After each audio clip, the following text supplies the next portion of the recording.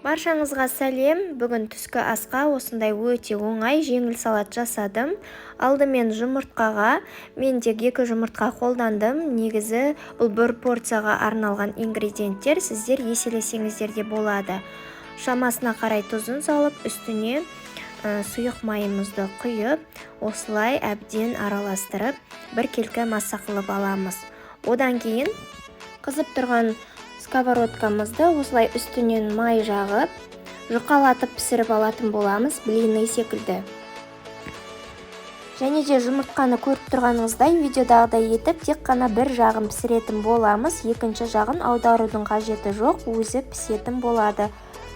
Бұл салаттың құпиясы да осы жұмыртқаны табада пісіргенде, себебі суға емес, табада пісірілген жұмыртқа басқаша дәм беріп тұратын болады. Және де достар, менің каналымда бұдан да басқа оңай жасалатын салаттардың түрлері өте көп. Жоғарыға сілтемесін қалдырып кететін боламын. Қиярды осылай соломкалатып турап аламыз. Аяқ асты қонақ келіп қалған кезде өте ыңғайлы әрі тез жасалатын салат деп ойлаймын. Сиырды да дәл осылай турап аламыз.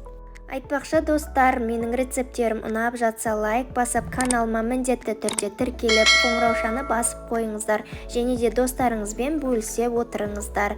Комментарияға тағы да менен қандай рецепттер күтетіндеріңізді жаза кетулеріңізді сұраймын. Одан кейін осындай копченый тауық етін қолданамыз. Оны да осылай кесіп аламыз.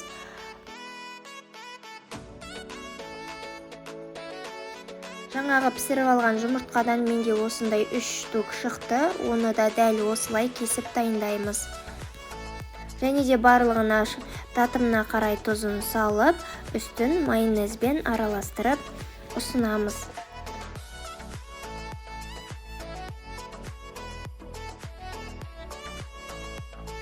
Мінекей біздің салатымыз дайын болды. Өте оңай әрі жеңіл жасалатын салат.